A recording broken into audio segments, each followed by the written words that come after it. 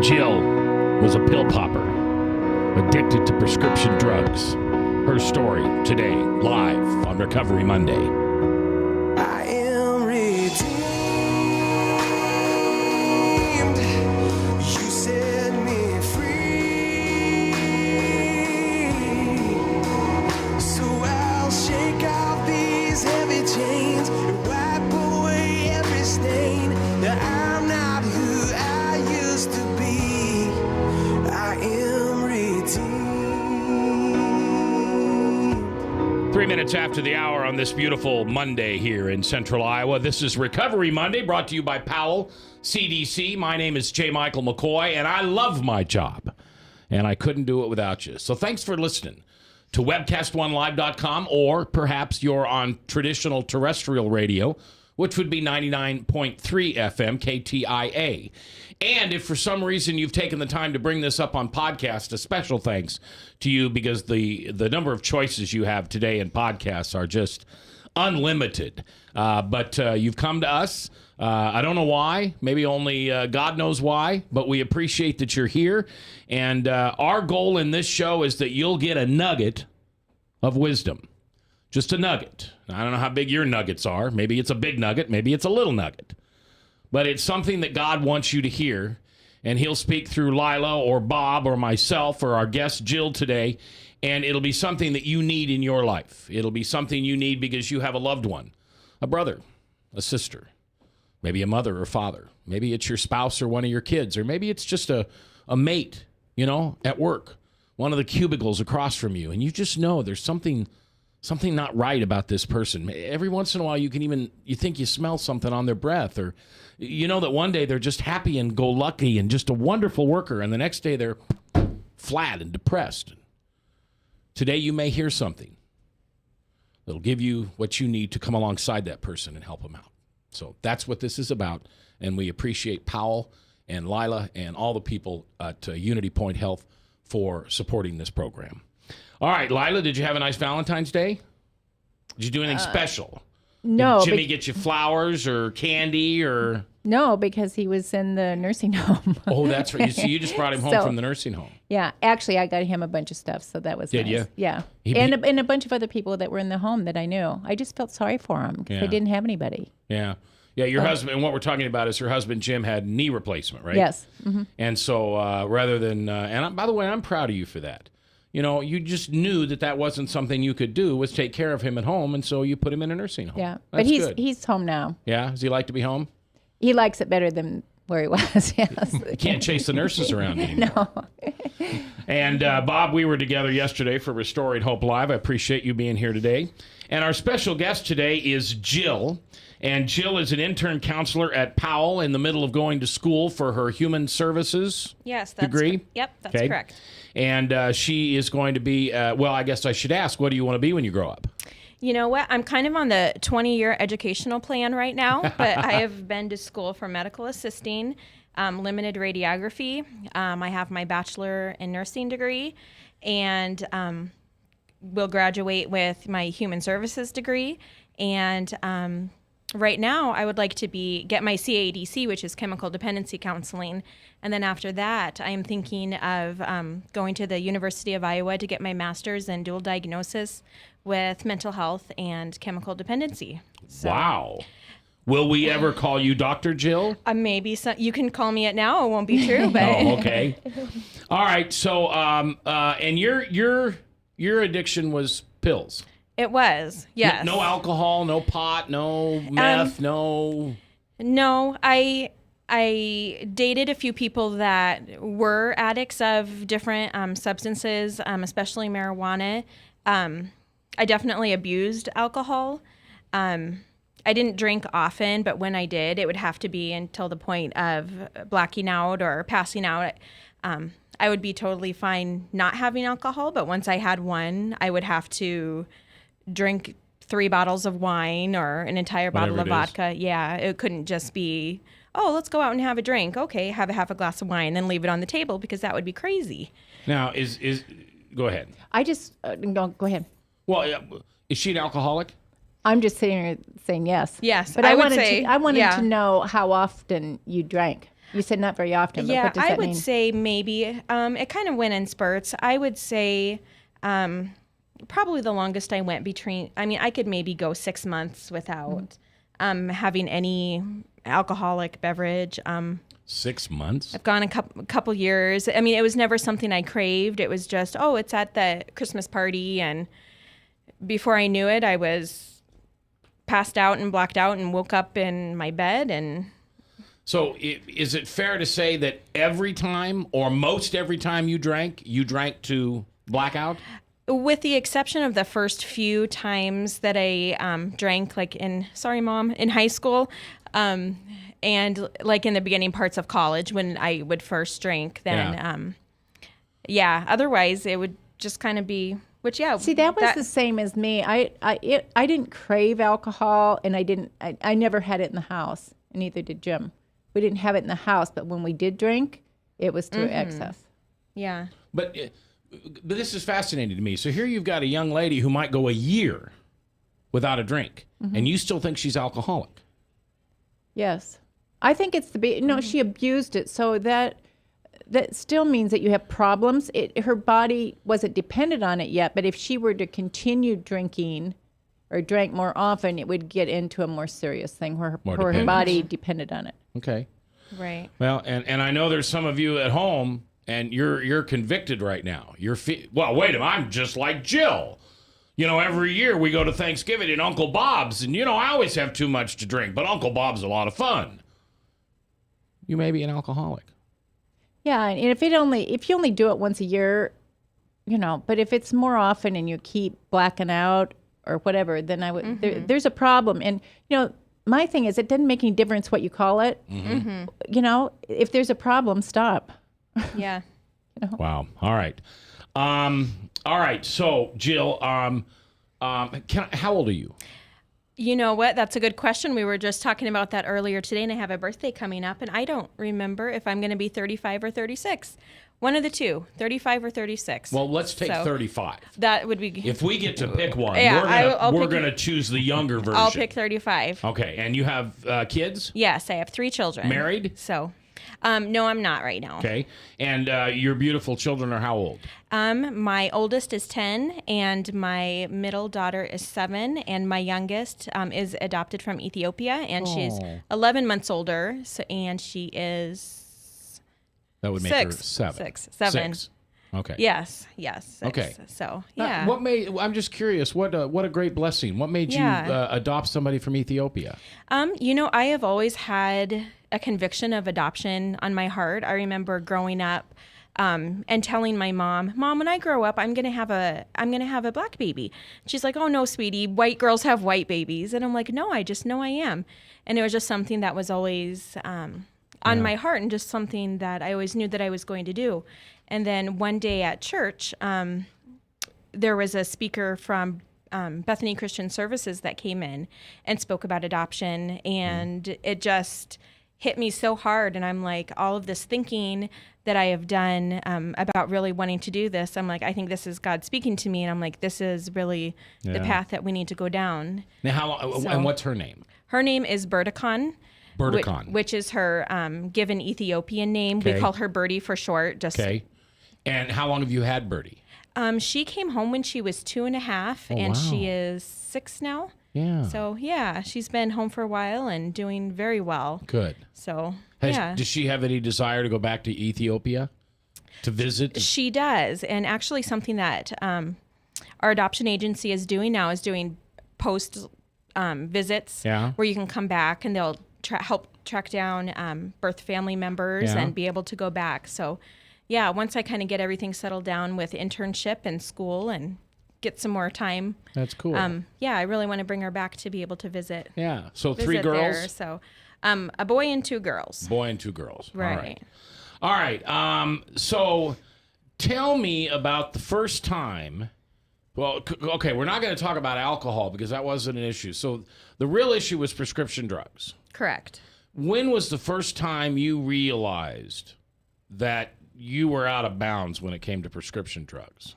I would say for me, it was really kind of slow at first. I remember when I had my first C-section with my son, they had given me the narcotic pain medications, and when I took them, I didn't like how they made me feel, and I ended up throwing away the remainder of my prescription when I got home. Which now, with an addict mind, I'm thinking I just threw away narcotics. That's crazy.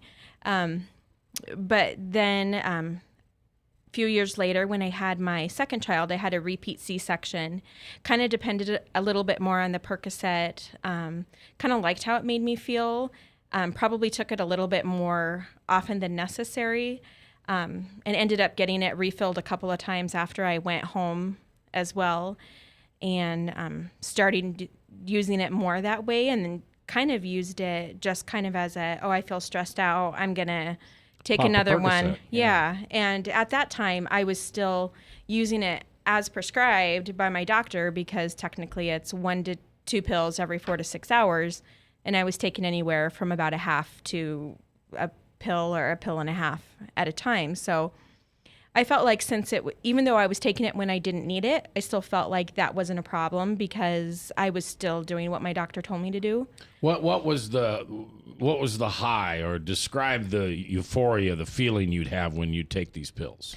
When I would take them, it would just kind of clear your mind, and just I have a lot of anxiety anyway in general, and being at home with a newborn is really stressful, especially when you have another toddler running around.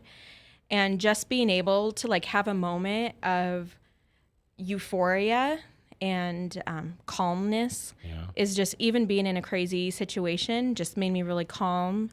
And I liked how that made me feel. That's what I was going to ask you, if there was a Yeah. life change that went on. I mean, why all of us, you didn't like how it felt the first time. Yeah. And the second time, was it just because, well, like you described, you had another child at home, and you needed some peace, maybe? I think I did utilize it a lot, just to kind of get some mommy time, some soccer mom time. So, yeah. You take one, and 20 minutes later, you'd I would begin say to feel it? about 15 minutes. 15 minutes so, later? Okay. Yeah. And then I would start, even though I was still taking it as my doctor told me to, I would start altering other things in my life to make it more effective. Like I'd be, okay, well, I'm going to take my Percocet at 6, so I'm not going to eat dinner because I want it to be more effective on an empty stomach. So I Wow. would start kind of having that addictive mindset early on when I was still taking it less, but the thought process started about But you that didn't know you time, were getting so- yourself into trouble at that time. Right. Yeah. just I thought was like, you were- well, I'm doing what my doctor's telling me to do. I'm fine. Yeah. Not a problem. I can still take care of my kids, drive them to school. Yeah. Not as Function. bad as other people, Yeah. right? Yeah. Yeah. At some point, the doctor didn't prescribe him anymore, right? Well, I'm a nurse, and nurses kind of know how to work the system Okay. and work the doctors. So I was able to obtain more prescriptions than probably the average person that went in, Okay. because it's like, oh, I know Jill. She's a really nice person. I don't think she would abuse these. And I'm like, oh, sure. No, yeah. No, I totally wouldn't. So I think I obtained more prescriptions that way. And then And you'd use different pharmacies, I've heard, that people would... at that time I didn't, but it did grow to utilizing different pharmacies and physicians and things like that. After I went back to work after having my daughter, I started having a lot of neck and back injuries, and I hurt myself at work, and I was sent to employee health. And since then, I've had constant cervical strains, and what I really wanted was physical therapy, but what my doctor really wanted to do was give me a prescription of Percocet. And I was really frustrated because I just was begging him for physical therapy. And he's like, no, let's just try the Percocet for now and see how that works. I remember a comment he made to me: you cannot become addicted to a medication if you are taking it for legitimate pain. Jill is our guest today. We don't often get to talk to people who are addicted to prescription painkillers and things like this. So it's a great story today. Maybe it hits a little close to home for you. I don't know. We'll talk about that today live on Recovery Monday on KTIA, Iowa. So mother who is headed toward another heart attack. A woman who struggles daily with diabetes and her memory. A boy whose headaches keep him out of school. A mother who one morning discovers a lump. A girl whose condition defies diagnosis. You come to us because you need answers, but you also need more. You need understanding of what you're going through. You need comfort. You need to be treated as an individual, not a condition. You need to be included in your own care. You are the point of everything we do. That's why we're changing to Unity Point Health. It's a model of care that will help us work better together, where the physician who knows you best takes the lead, coordinating your care through every step, from the hospital to specialists to rehabilitation to health services in the home and in the community, to making sure the treatments are effective. By working as a team, we surround you with care, helping you manage your health and your conditions, guiding you to making better choices and living a healthier life. The point of Unity is you. Unity Point Health. Hey, psst. Let me let you in on a little secret. You ready? Always try to do business with people, not places, especially if you seek honest Christian business people. And when it comes to my car, I really need to trust who's working on it. Now, my family is so blessed. A few years ago, we found a family-owned automobile repair shop that operates as a Christian business also. Open, honest, reliable, trustworthy. It's AMCO on Hickman Road in front of Kmart, and it's a family-owned Christian operating business. This family treats your car as if it was their car. Everything from oil changes to transmission repair and everything in between. So the next time you feel the need to be at peace with your choice of who you can trust with your car, give AMCO on Hickman a chance to serve you. And tell them Max sent you. If Tom Coates from Consumer Credit of America was your personal webmaster, Tom would filter out all bad debt emails. If Tom was your mailman, you'd never get any debt reduction junk mail. If Tom Coates was a lineman, he'd block any phone calls offering to reduce your credit card debt. Hi, I'm Tom Coates with Consumer Credit of America, and we're still your best choice for credit counseling. We're local, we're accountable, and we can do more. You make the call when the time's right for you. When it comes to competition, there really is none for Consumer Credit of America. From the RE/MAX Real Estate Concept Studios, this is Webcast One Live. Welcome back. Recovery Monday on a Monday. Brought to you by Powell CDC at Unity Point Health. Make sure that if for some reason you find yourself with questions, maybe it's about a loved one, maybe it's about a neighbor, maybe it's about somebody in church, you call Powell and talk to one of the counselors. There's a process that you go through with Powell, and the first part is just to get comfortable with them. You get comfortable with them. And that happens through creating a relationship with one of the counselors down there, like Lila, or many of the people that you've met on this program. Today, we are talking to a intern counselor, which means that you are almost done with school. Mm-hmm. And so just like a medical doctor or somebody like that, you're now in an internship in the field in which you want to or field in which you want to practice. Correct. And so how long have you been with Powell? I have been there about, I think I'm just under 200 hours. And to get the certification, it's a total of 1,000 hours. Holy Toledo. Yeah. So 1,000 hours? 6 months. So, yeah, it's a 6-month unpaid internship. So the interns that are there at Powell right now are really serious about wanting to be there. So I think. How do you support your family? Very carefully. I would imagine. Well, here's the deal. When I did mine, I had to pay Powell to do it. Yes, it's still. And it was a lot of money. Yeah. And then I also went to Betty Ford, and I had to pay another $2,500 to go there. You had to pay. I had to pay. It was the only place I knew that did that. And I griped enough so that after I was done, then no one else had to do that. Mm-hmm. But it didn't help me out. Yeah. Wow. All right. And so how long have you been at Powell for, you said 100 hours? About 200 hours. 200 hours. Yeah. So you're a little more than a month into it? Mm-hmm. Is that fair to say? About that, yeah. Okay. 100 hours in a month. That's... Yeah, it's hardcore. Man, they work you. They do, and I love it. So let's go back. You're 35 now. We're going back, what, when you're about 28, 29 when you started taking the pills? Yeah, about that time. Okay. And then you got injured at work. Right. So you continued to get prescriptions. Right. In the field, you know how to work the system, so Yes. you never had to buy them black market or buy them from Guido on the street. You know, I have never met Guido, but yeah, every pill that I had taken had come to me through free ways or through my insurance company. And the amazing thing to me is when I went through Powell treatment, when we do our interferences, and then you have to put a dollar amount on the things that you have done.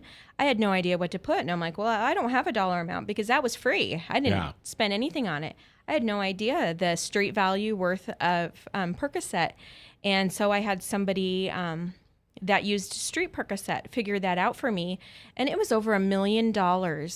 Holy Toledo. It was over $1 million worth of pills that I had consumed, not paying. I mean, maybe if I got them through my insurance, it was like 30 cents for 30 pills.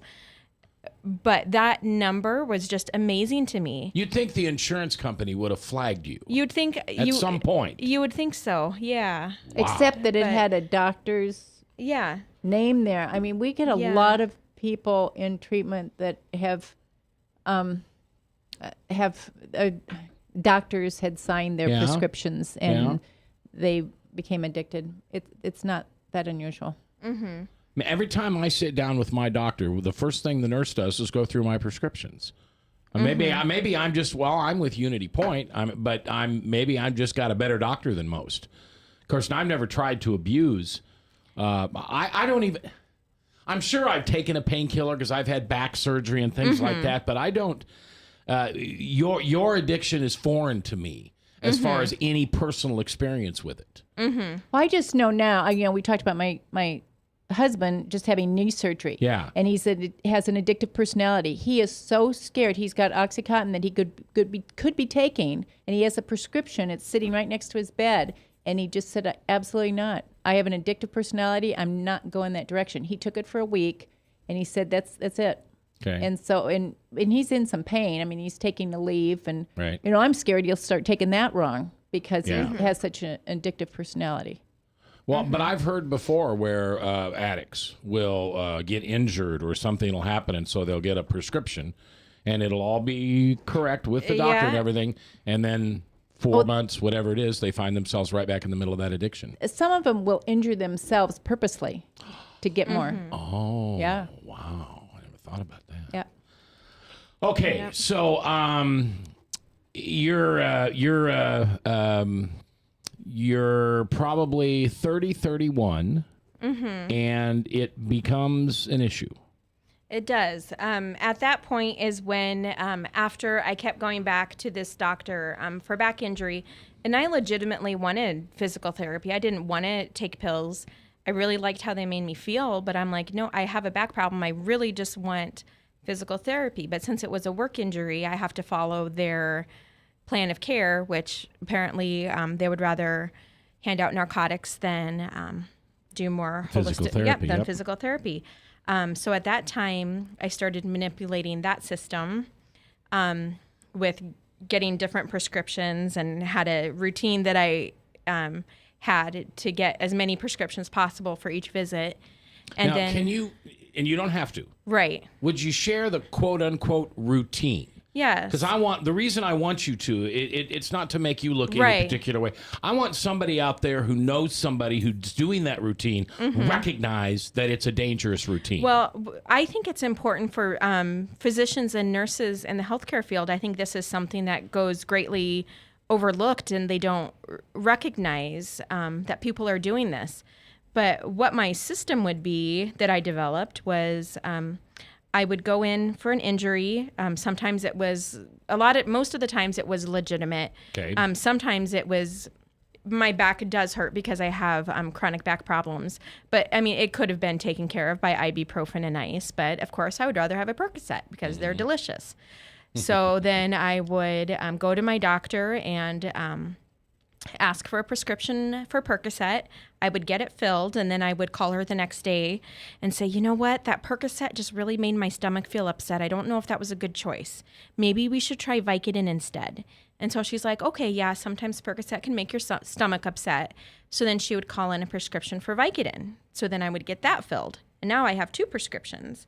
And after I got that filled, I would call her back or whatever physician and say, you know what, I really feel uncomfortable about being on something so strong.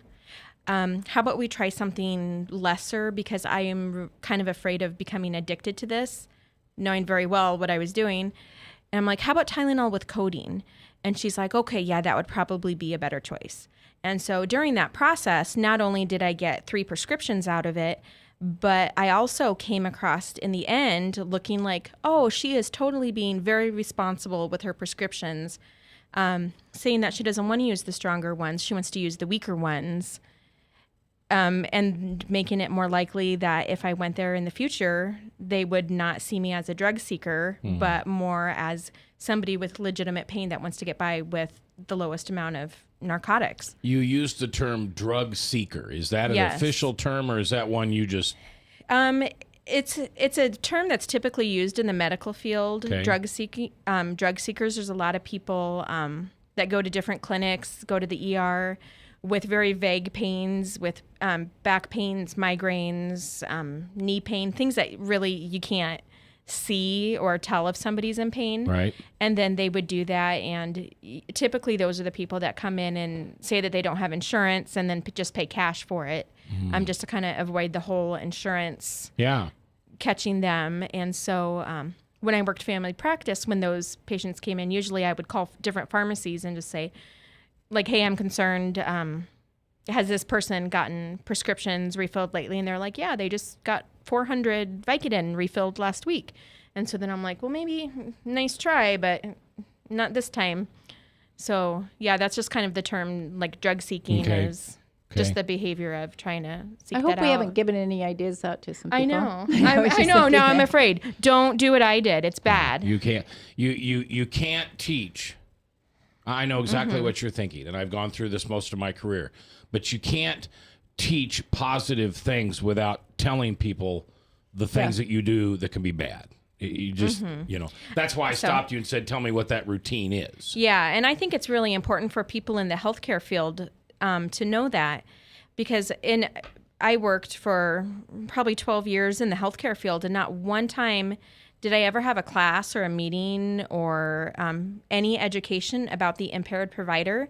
It was always like, oh, you're going to be taking care of some people that have issues. But not once was there ever mention about the possibility of you having a problem with it. So I think of what it's like I take Ritalin, and I have to sign my life away every month to get that. My doctor is so good about that. Even though he knows I've been sober and clean for 28 years, he is so scared that I'm going to abuse that. But God, Ritalin? I just Ritalin for ADD, and I no kidding, I have to sign they know who I am. I've been coming there monthly, but I have to show my ID and sign my life away before I can. At the drugstore. No, at the doctor once a month. So you don't even get that through a drugstore.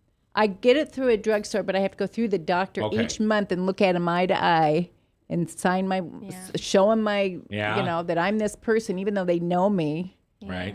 And it's, he's I still. think a lot more physicians are starting to do that, and hopefully catching on, and with the different computer systems, able to kind of merge different pharmacies together to see who's getting what filled where and how often, to try to prevent a lot of that. So anybody that tries my system is probably going to get caught now, because I know there is a new computer system in place that merges different pharmacies. How did it alter your behavior?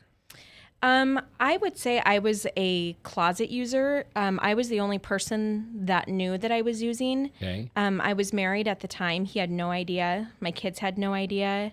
My doctors had no idea. My coworkers had no idea. It was just all of a sudden, Jill got really fun sometimes. And that's just kind of what it was. During that time, we adopted our daughter, Birdie, and I got very, very depressed. And was diagnosed with post-adoption depression, which is something that I'd never heard of before. I haven't either. But so yeah, and post-adoption depression, which is a lot similar than I can't think of the name of it. Postpartum depression. But I think you go through a lot of the similar hormone changes just from the excitement of expecting a new child, and then you get the new child, and then all of the excitement of preparing is done, and now you're home. And I had a lot of bonding issues when she first came home. She bonded to me very well, but I wasn't having that same bond back with her, and it made me very depressed. And I would say that's probably when my Percocet use started skyrocketing, and quickly went from taking like a half to one pill at a time to taking maybe 4 or 5 at a time. Wow. Every 3 or 4 hours. As much as I could. Okay. So. And did you manage, quote unquote, manage your intake like an alcoholic will manage their intake of alcohol? Well, I managed it in the way where I always had to have, I didn't count in pills, I counted in highs. So I'm like, at that point in my life, it took about 4 or 5 pills to get high. Okay. So then I would have to have 3 highs on deck. And then otherwise it would give me anxiety because I'd be like, okay, Sure. I'm using this one. And now, oh my gosh, I only have one more. Well, you're listening to a fascinating story. And if you can relate to it or you know someone that can, call Powell, CDC, and talk to one of the counselors there. Talk to Lila or one of the other counselors there, and just see how they can help you help someone or help yourself. When we come back, what happened? What was the moment? What was the event that finally Jill said, I surrender? I can't do this anymore. That's coming up next on Recovery Monday on KTIA, Iowa. From the RE/MAX Real Estate Concept Studios, this is Webcast One Live. I'm Brian Leach, owner and general manager of Service Legends. I brought along a couple of the home comfort heroes. Hi, I'm Tammy Wells. I am Nick Wondershad. I'm administrative manager I'm the senior technician from Service Legends. It seems like every good thing, when you feel it to the bone that it's good, there's a lot of hard work put behind it. I don't think that you can fake it and have it turn out good. You know, if we seem like, okay, that's just weird, it's just a furnace, why would you believe so deeply in a furnace? It's not just that, you know, we want to show the world that you can have good service. Yeah, I mean, it's gotta be, it's your home. You know, it's built into our daily trainings, it's built into our culture, that we're gonna do whatever it takes to have each client say they love us, period. That's why we spend all the hours in the training that we do. And if we guarantee it's gonna be a good experience for you, or else it's free, what type of work do you think we're gonna do? There is a guarantee.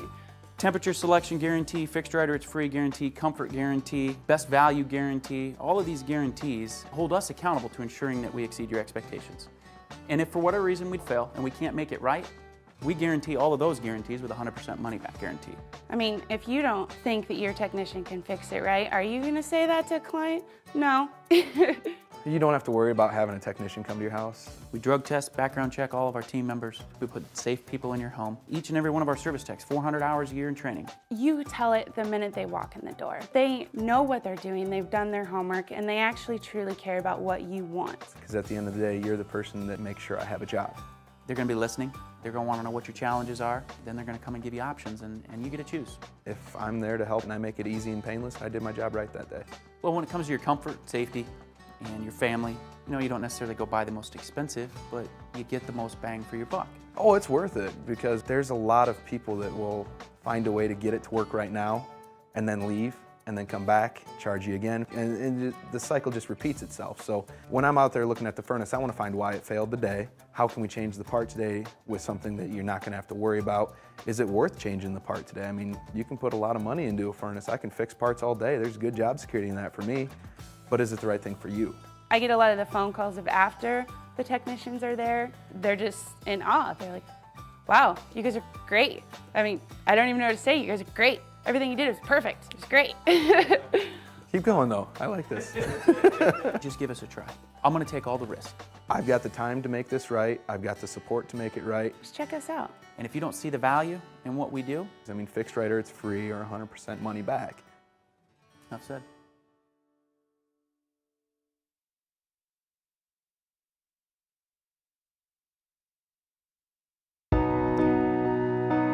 22 minutes before the top of the hour, Salem Radio Network News at 4 o'clock, and then Michael Mudloff from Westkirk Presbyterian Church with True Blue. That's coming up this afternoon. Tomorrow, Senate candidate Matthew Whitaker will be on.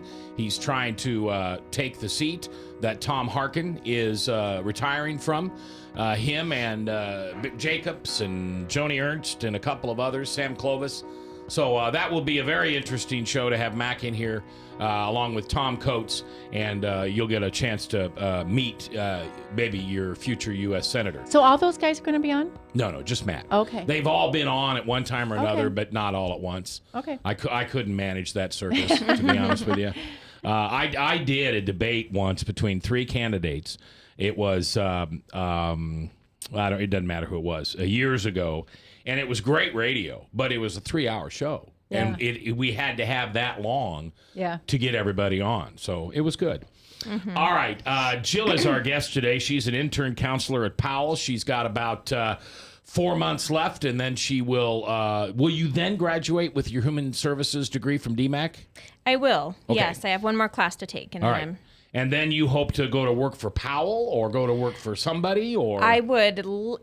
My dream job would be to work for Powell, but Okay. I That's because Lila's there, so, right? I know. She has to say that. So no, I would. I seriously, whenever I am there, I just don't want to leave. Powell is such a wonderful place, and it has changed my life, and I just can't say enough wonderful things. So I would be so blessed to be able to have a job there when It's I'm a done. really healthy place to work. The It healthiest is. place I've ever worked. Yes. Okay. Yeah. But if that doesn't happen, then give me an idea of where you might also search. And you don't need to name names. Right. But, I mean, you're a mother of 3. You're going to probably stay in the area. Right. Yeah. I'd like to look around the Des Moines or Ankeny area just for different chemical dependency centers. I have a lot of experience with adoption and just a lot of different areas with grief and loss and women's issues. And Good. God's so, prepared you well. Yeah. I've been through a lot of things, but I wouldn't change a thing that I've been through because it's made me who I am today. And Yeah. Yeah, that's a question that as a guy who was interviewed, I'm so blessed. Hundreds, thousands of people, presidential candidates, presidents, city council, wonderful people like you, moms, dads. One of the questions is, would you change anything? And so many people, there might be 1 or 2 things, but for the most part, no, they like where they're at, even though it's been a rough road. But I was adopted. And so sometime I'll share that story with you because like you, I'm passionate about adoption. In fact, I'm really passionate about pro-life. And people think it's because I'm a Jesus freak, but it's not. It's because I was adopted, and I found my biological mother when I was 18, and she said, I'll be honest with you. You were conceived in 58, and abortion wasn't legal, and she wasn't about to go through it. But if I had been conceived in 78, I wouldn't be here. So that's my passion for pro-life. Right. I wouldn't be here. yeah, well, that's a good passion. Now, I think so. I think I'm a good reason so to. That's legit. All right. So you are now taking 4 pills every 3 to 4 hours, where before you were taking maybe a half. And you said that you were able to hide it pretty well from your coworkers, but obviously in early 2010, something changed. Yeah, something did change. I think just the huge level of depression and anxiety that I was experiencing. Also, I have OCD, and that had been untreated and was just spiraling out of control. Okay. And just feeling so depressed and lost, and having the OCD issues and just having absolutely no control over how I was feeling just made me feel even more helpless. I was depressed about me not being able to bond how I wanted to with my daughter. And so my usage of Percocet at that point skyrocketed from taking 3 to 4 pills at a time to where if I didn't take that, I would get physically ill. And then, so of course I would have to take more and then more and then more and then more. And pretty soon I was taking 12 to 15 pills at a time. And that was, and sometimes I wouldn't even be able to notice that I took it. And I'm like, I would take 15 Percocet, and then a half an hour later, I wouldn't be high because my tolerance is so high that I'm amazed that the Tylenol in it alone didn't kill me. So Jill, you're a nurse. Yeah. And do you think the depression just took over where you were clouded and you didn't, or you were aware that you were taking this much or what it could do to you, or what was going on? I had tried to quit a few times. I'm like, you know what? This really isn't healthy for me. I know I shouldn't be doing this. Addiction runs in my family. And, but at the time, my need for the drug was more important than the consequences that I was having. And so although I knew it was unhealthy and I knew that I was becoming addicted, I still felt like I could control it. Because I'm like, but now that you're out of it and you're looking back, it probably scares you, doesn't it? Yeah, I'm like, well, I was a crazy person. I am very lucky to be alive today. There are many times where I probably could have died, and one of the biggest moments was when I was taking care of a patient in the hospital who had overdosed on Vicodin, and because of that, her baby died still while she was pregnant, stillborn. And she, the night before, had taken half of the dose that I had taken the night before. And that was one of the nights where I'm like, I can't even tell if I'm high. I don't know. And that was kind of that should have been a wake-up call for me. Yeah. I was just like, that's really sad. And I'm like, wow, Jill, you have a problem. But it wasn't enough to stop me from doing what I was doing. So what happened that was enough to stop you from doing what you were doing? The final thing that happened, my husband at the time, over the 4th of July, took our kids to visit his parents in Kansas City. And I chose to stay home alone that weekend. And I was going to pick up some extra shifts at work and get caught up on housework and stuff around the house. So what I did was I ran out of my stash of Percocet, went through all of my pharmacies and doctors, and I would go, here's some ibuprofen. I'm like, no, I don't want ibuprofen. And so I picked up, pretty much worked around the clock for 3 days over the 4th of July weekend. And I remember standing at the machine where you would get the medications from and just thinking, I remember standing there and thinking, Jill, you know you're going to get caught. It is not an option not to with the number of pills you are taking from work. And I'm like, I know I'm going to get caught.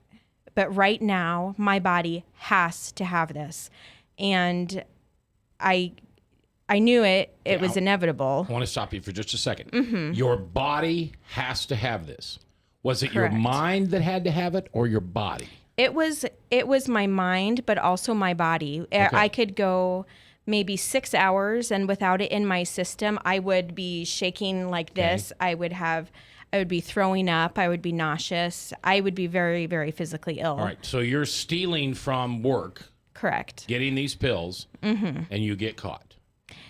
And I did end up getting caught. That weekend was, it was only a miracle of God that I did not die that weekend. I was home alone and probably consumed 200 pills that weekend. Oh, my goodness. And my thought process at the time, to kind of share how crazy addicts are, is because I took so much Percocet, I couldn't sleep because it kind of hyped me up. So I'm like, okay, well, to get to sleep, I'm going to multiply my Ambien times 4 and take a glass of wine to help me sleep. So the fact that I woke up those mornings, the only way that happened was God was holding me. Yeah. You mixed alcohol with Ambien with Percocet. You see a lot of with deaths. large amounts of Percocet. And that was also something at that time. I was just not getting high on Percocet anymore, even taking 15. And so I started also crushing them and snorting them, and also began using IV fentanyl to top it off. So it's like 15 Percocet was the cupcake, and then a vial of fentanyl was the frosting, and then a shot of tequila was the sprinkles. When we come back, how God saved her and what Jill's life is like now on Recovery Monday. father who is headed toward another heart attack. A woman who struggles daily with diabetes and her memory. A boy whose headaches keep him out of school. A mother who one morning discovers a lump. A girl whose condition defies diagnosis.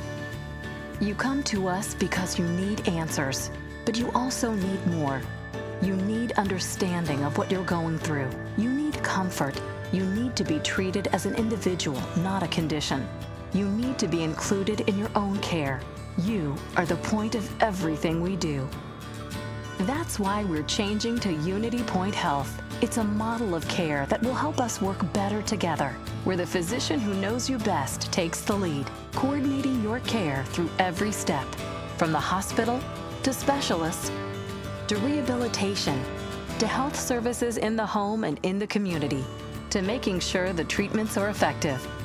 By working as a team, we surround you with care, helping you manage your health and your conditions, guiding you to making better choices and living a healthier life.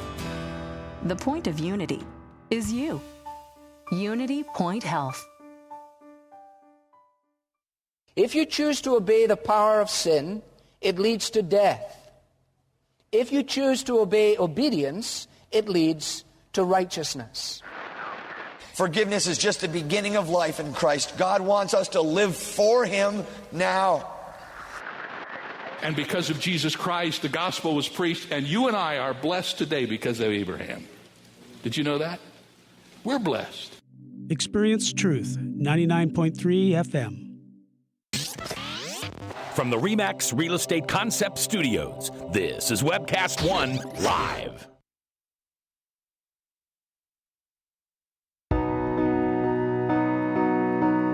Ten before the top, Salem Radio Network News, and then the incredible Michael Mudloff as he joins us in True Blue. And by the way, just for you thinking about it, yes, this Friday on The View from a Pew, heard on this very same station from 3 to 4, Michael Mudloff will be our guest, and my topic is the following. Is it better to defend the gospel, or is it just enough to proclaim it? Do you need to know how to defend it? Some people say, well, if God's that big almighty God that you think you have, He doesn't need any defense. So should we defend the gospel? Are we called in this culture, in this society, when we see, as Ephesians 5:11 says, when we see the darkness, the work of the accuser, the work of evil amongst us by men or women, Ephesians 5:11 says we are required to call out the darkness. Now, maybe you weren't called to do that, but were we as a whole, as a body, as the church? That's our topic today, or I'm sorry, Friday, live with Mike Mudloff. All right, Jill. So you spent the 4th of July weekend, husband and kids are gone, and you overdo it. Your Ambien, your Percocet, your wine, and you say you should have died. I don't know how I didn't die. Okay. I really don't. And it was a couple days later that I got a call from my manager at work, and she's like, Jill, I would like to set up a meeting with you and talk to you about something. I see you're on the schedule this week. I would like you to not work until we have our meeting. And right then I knew, okay, This is it. Yep. And so I went into the meeting knowing exactly what the meeting was for, and me being the control freak that I am, tried to run my own intervention. And so they had people in there, like 4 different managers and somebody from, I can't think of the EAP. They had they had somebody from security just in case I went crazy. And there were someone from HR and a couple other people. And I walked into the room and I'm like, I know exactly why I'm here. Security can go because I don't have a gun. I'm not going to go crazy. But I said that if they wanted me to talk about things, that I wanted everybody except for one person in the room to leave, and I would talk to my manager, but I didn't want everybody else to be there. And we ended up compromising and had one person from HR and my manager there. And she had huge stacks of paper over all of the things that had happened over that weekend. And she was going to go through and try to confront me and try to have me explain all of those things. And then I just came out and I'm like, yes, I've been taking Percocet. I am greatly addicted. I don't know what to do.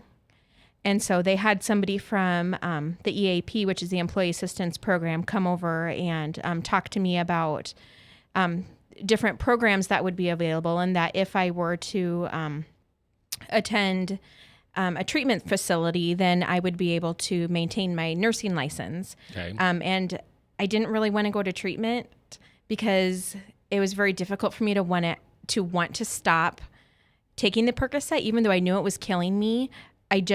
I couldn't stop. And so the only reason I entered treatment was because I wanted to keep my nursing license at the time. And I am thankful that I went. I had a wonderful counselor, Dee Hummel.